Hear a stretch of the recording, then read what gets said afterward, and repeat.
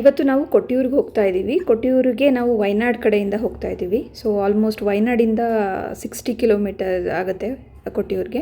Parking ವ್ಯವಸ್ಥೆ ಎಲ್ಲ almost boards ಎಲ್ಲ ಹಾಕಿದ್ದಾರೆ. ಆರಾಮ್ಸೆ ಗಾಡಿ 40 or 50 ರುಪೀಸ್ ತೊಗೊತಾರೆ. ಗಾಡಿ ಪಾರ್ಕ್ ಮಾಡಿ ನಾವು ಒಂದು ಸ್ವಲ್ಪ ದೂರ ನಡ್ಕೊಂಡು ಹೋಗಬೇಕು.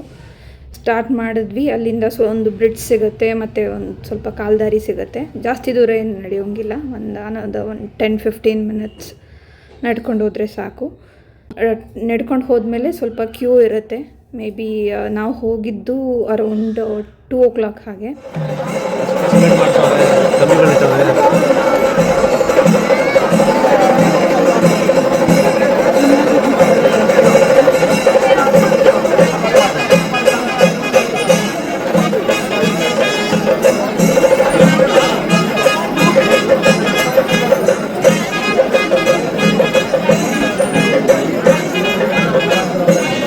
ರಾಮ ರಾಮ ಅವ್ರನ್ನ ಕೇಳು. ಗುಂಜರ್ಗ ಇಂಜರ್ ಯಾವುದು ಅಂತ ಸತೀದೇವಿ ಯಾವುದು ಈಶ್ವರ ಕೇಳು. ಸತೀದೇವಿನಾ ಅದು ಈಶ್ವರ ಬಿಡು. ಹಾಂ ಓಕೆ ಓಕೆ.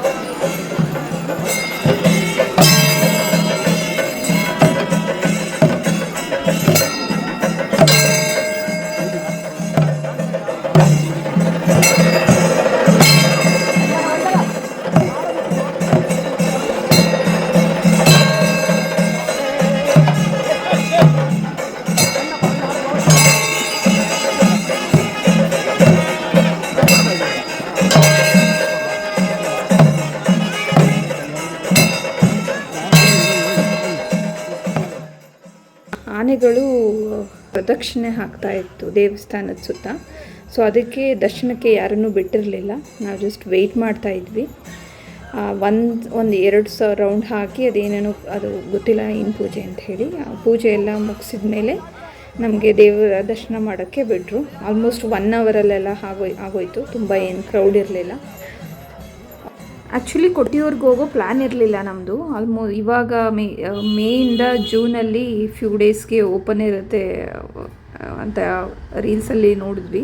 ಸೊ ಹಾಗಾಗಿ ಆನ್ ದ ವೇ ಇದ್ವಲ್ಲ, ಮುಗಿಸ್ಕೊಂಡು ಹೋಗೋಣ ಅಂತ ಅಂದ್ವಿ. ಬಟ್ ಆನ್ ದ ವೇ ಇದ್ದವರೆಲ್ಲ ಕೆಲವ್ರು ತುಂಬ ರಶ್ ಇದೆ, 3-4 hours ಆಗುತ್ತೆ ದರ್ಶನ ಅಂತೆಲ್ಲ ಹೇಳಿದ್ರು. ಬಟ್ ನಮಗೇನು ಅಷ್ಟೊತ್ತಾಗಲಿಲ್ಲ. 1 ಅವರಲ್ಲೆಲ್ಲ ದರ್ಶನ ಆಗಿ ಹೊರಗಡೆಗೆ ಬಂದ್ವಿ.